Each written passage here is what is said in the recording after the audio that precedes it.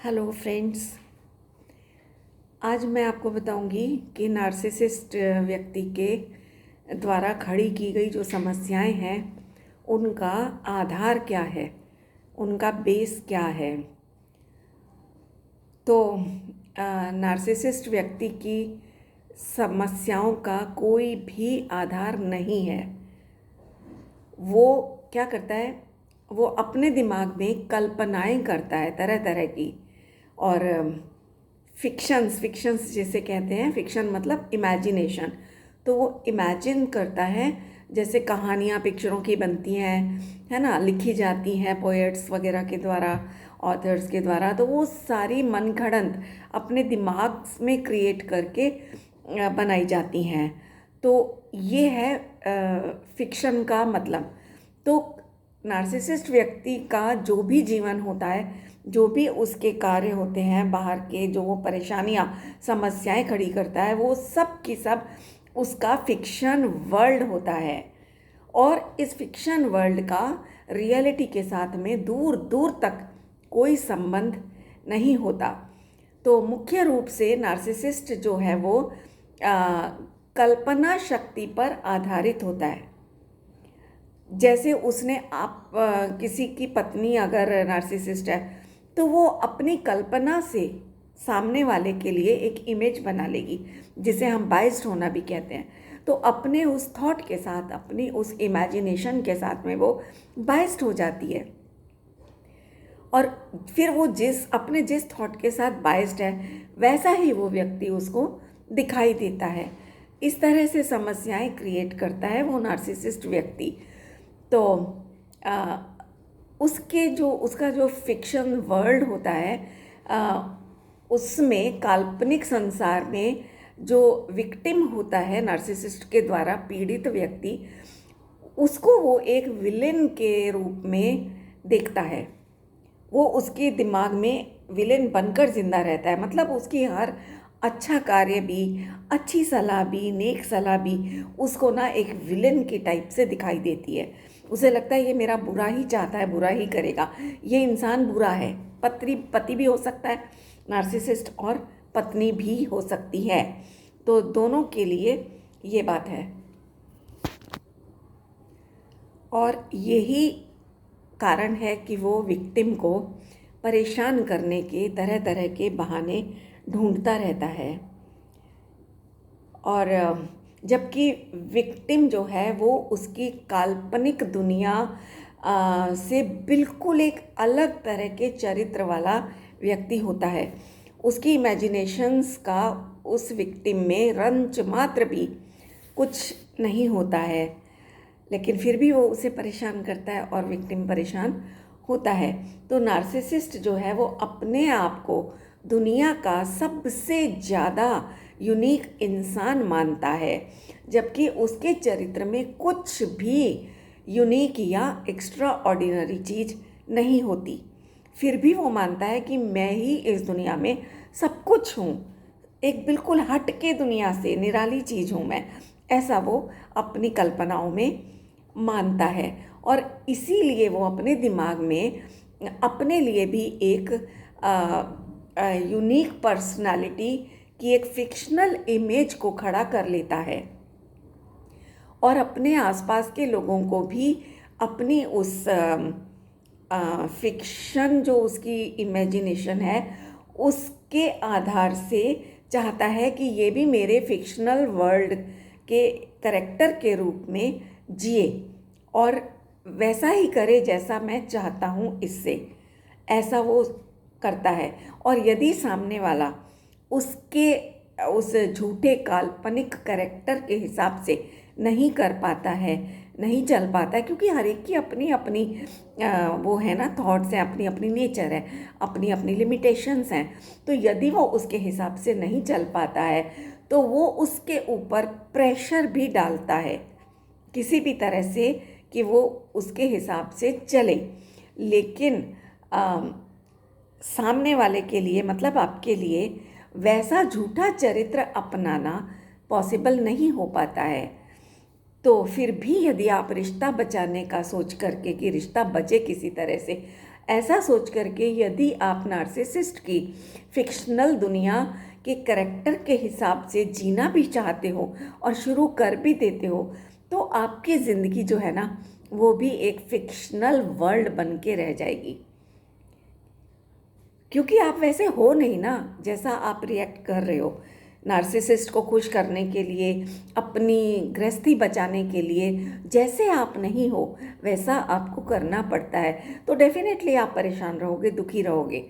अपनी नेचर से अलग हट करके कुछ भी करना, उससे कभी किसी को खुशी नहीं मिलती। तो ये चीज़ है। और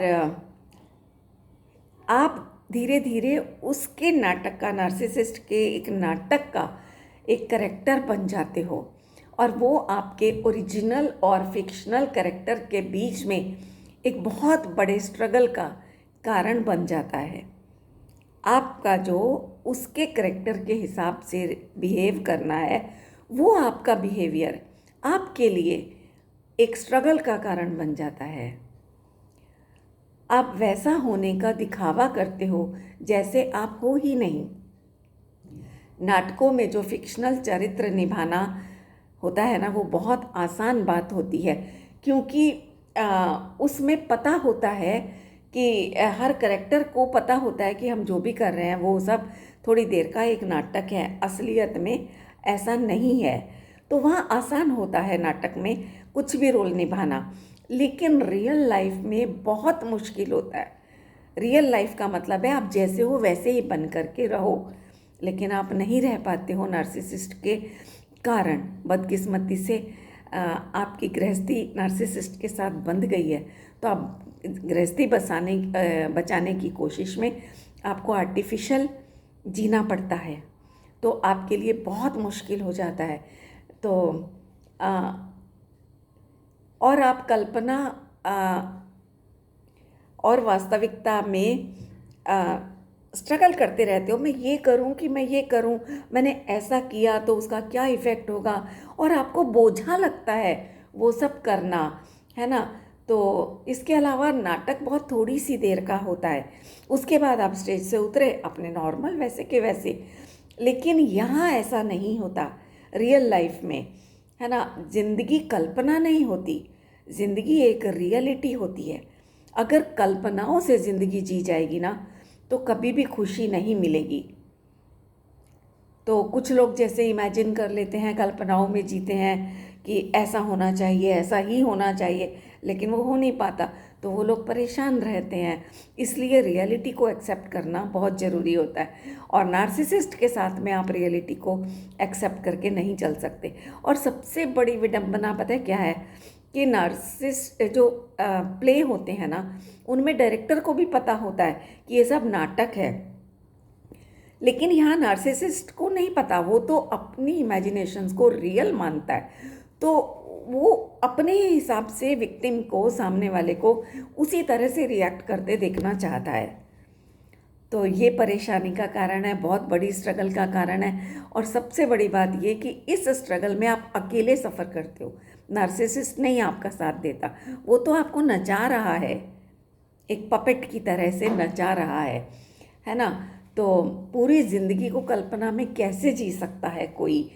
तो यहीं से आपके नाटकीय और ओरिजिनल जो आपका नेचर है उसके बीच में जो स्ट्रगल पैदा होता है, और उस आपका पूरा जीवन डिप्रेशन में, मानसिक तरह तरह के गंभीर रोगों में ख़त्म हो जाता है, पूरा जीवन आपका, क्योंकि आप नार्सिसिस्ट के द्वारा उत्पन्न की गई समस्याओं का समाधान ढूंढने की कोशिशें करते हो, और समाधान आपको मिलता नहीं, मिलेगा भी नहीं, क्योंकि रियलिटी से तो उसका कोई संबंध है ही नहीं। वो तो सब नार्सिसिस्ट की इमेजिनेशंस हैं, और इमेजिनेशंस का कोई समाधान नहीं हो सकता। तो उसके द्वारा क्रिएट की गई कोई भी प्रॉब्लम एग्जिस्ट ही नहीं करती, बताओ आप। तो कहाँ से समाधान ढूंढोगे आप। तो समाधान ढूंढने की कोशिशें आपको परेशान करती रहती हैं, आपको समझ ही नहीं आता कि मेरी गलती क्या है। मैं बार बार, हम इतना कॉम्प्रोमाइज़ करने की, प्रॉब्लम को सॉल्व करने की पूरी कोशिशें करते हैं, लेकिन प्रॉब्लम बढ़ती चली जाती है। ये आपकी समस्या बन जाती है। तो और नार्सिसिस्ट का तो जो पर्पस है ना, वो है ही प्रॉब्लम्स को क्रिएट करना। वो प्रॉब्लम सॉल्व नहीं कर सकता कभी भी, वो क्रिएटिव होता है, प्रॉब्लम्स को क्रिएट करने वाला करेक्टर होता है नार्सिसिस्ट का। और वो इसलिए प्रॉब्लम्स क्रिएट करता है ताकि आपको डरा सके, आप उससे डरें और वो आपको कंट्रोल कर सके। बिना डर के कोई किसी को कंट्रोल नहीं कर सकता, तो वो कंट्रोल करने के लिए आपको डरा के रखता है। उसकी इस इंटेंशन से आप अनजान होते हो, आपको नहीं पता होता नार्सिसिस्ट का नेचर, आपको नहीं पता कि वो किस इंटेंशन से आपके साथ ऐसा कर रहा है। तो आप अनजान होने के कारण प्रॉब्लम्स के सॉल्यूशन ढूंढते रहते हो। और आपका यही जो स्ट्रगल है ना, वो नार्सिसिस्ट के रिश्ते की मुख्य समस्या कह लो या खुराक कह लो। यही नार्सिसिस्ट जो है इस रिश्ते की ये समस्या बन जाता है। आपका स्ट्रगल और उसका इमेजिनेशन जो है वो सब मिल कर के कारण बन जाता है परिवार की समस्याओं का, पूरे परिवार के बिखरने का कारण बन जाता है। तो ये कारण आपको पता होना बहुत ज़रूरी है, तभी तो आप नार्सिसिस्ट के रिलेशनशिप में अपना बचाव कर पाओगे। अगर आपको ये सब बातें नार्सिसिस्ट की पता ही नहीं होंगी उसके बारे में, तो आप उससे अपनी सुरक्षा भी नहीं कर पाओगे। तो जब आप इसे समझ लेते हो तो नार्सिसिस्ट के साथ आपका व्यवहार अपने आप सिमट जाता है, आप रिजर्व होने लग जाते हो, आप दोनों के बीच में बाउंड्रीज आ जाती हैं और शब्दों के व्यवहार में भी लिमिट्स आ जाती हैं। तो सरल शब्दों में कहूँ तो ऐसे कह सकते हैं कि आप उस थोड़ी देर के व्यवहार को नाटक की तरह से और शेष अपने जीवन को अपने असली रूप में जीते हो। तब खुशियाँ आपके स्वागत के लिए तैयार खड़ी रहती हैं। आपको पता चल जाता है एक आर्टिस्ट की तरह से कि मुझे थोड़ी देर के लिए इस व्यक्ति के साथ इस तरह का नाटक प्ले करना है, तो आप वो करते हो, वहाँ से हटे तुरंत अपने ओरिजिनल रूप में आ जाते हो। लेकिन अगर आपको ये सारी बातें नहीं पता होंगी, आपको नहीं पता होगा कि नार्सिसिस्ट जो है वो फिक्शनल वर्ल्ड में जीता है, अगर ये आपको नहीं पता होगा तो आप फिर उनकी समस्याओं का समाधान खोजने में ज़िंदगी बिता दोगे, समाधान मिलेगा नहीं और आपका संघर्ष टलेगा नहीं और आप 50 तरह की शारीरिक और मानसिक रोगों से बीमार होकर के एक दिन इस दुनिया को छोड़ करके चले जाओगे। इसलिए ये वीडियो मैं आपके सामने लाई हूँ। तो उम्मीद करती हूँ कि आप लोग इसको समझ करके गहराई से समझेंगे और यदि आप किसी नार्सिसिस्टिक रिलेशनशिप में हो तो आप अपना बचाव बहुत आसानी से कर पाओगे।